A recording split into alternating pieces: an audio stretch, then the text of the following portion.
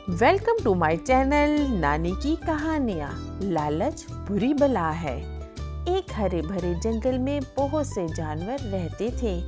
जंगल में एक नदी भी थी जहाँ जंगल के तमाम जानवर पानी पीते थे। इर्द गिर्द झाड़ियों के झुंड थे। रंग बिरंगे फूलों की बेलें लगी हुई थी और सरसब्ज शादाब फलदार दरख्त भी लगे हुए थे। इनमें बादाम अखरोट के दरख्त थे और बहुत ज़्यादा फूल भी लगे हुए थे, जिसकी वजह से जगह जगह शहद के छत्ते लगे थे। शहद रीछ को बहुत पसंद है। शहद का छत्ता देखकर इसके मुंह में पानी आ जाता है। एक पतले से दरख्त पर गुलहरी रहती थी। गुलहरी एक मेहनती जानवर है। दिन भर इधर उधर भागकर बादाम अखरोट और शहद का जखीरा इकट्ठा करती ताकि बुरे वक्त पर काम आ सके। गुलहरी एक साफ सुथरा जानवर है।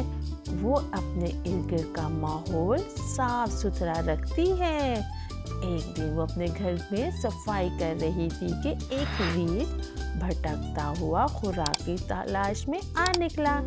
इसे देखकर गुलहरी दरख्त पर चढ़ गई। रीछ का ध्यान इसके घर की तरफ गया। इसने देखा वहाँ बहुत से बादाम अखरोट और शहद जमा है। इसने गुलहरी से कहा, इनमें से मुझे कुछ खाने को दो। गुलहरी ने कहा, इसे मैंने बुरे वक्त के लिए संभाल के रखा है। रीछ ने कहा, अब समझो बुरा वक्त आ गया है। अगर तुमने मुझे ना दिया तो मैं इस पतले दरख्त को हल्ला हल्ला कर तुम्हारी सारी चीजें नीचे गिरा दूंगा और तुम मुंह देखती रहना। तुझे अपनी जान बचाना भी मुश्किल हो जाएगी। बेचारी गुलहरी बहुत परेशान हुई। इस मुसीबत से कैसे निजात हासिल की जाए।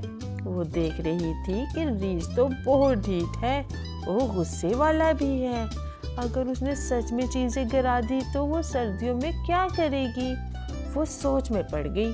आखिर से एक तरकीब सूझी।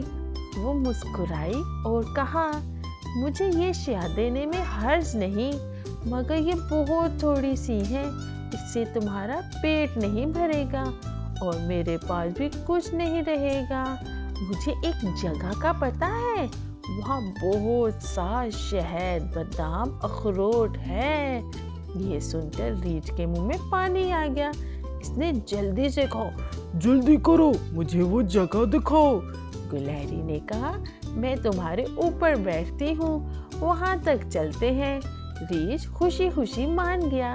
गुलहरी इसके सर पर बैठ गई और कहा, सीधा चलो, बाएं से दाएं चलो, इधर से बाएं इधर से दाएं, जरा तेज, बाएं दाएं। रीछ सादा शहद की लालच में भागता रहा। गुलहरी ने कहा, अब रुक जाओ। रीछ की सांस फूल गई थी।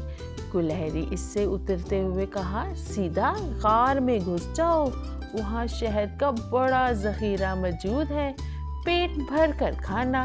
रीछ जल्दी से गार में घुस गया। वो गार शेरों का घर था।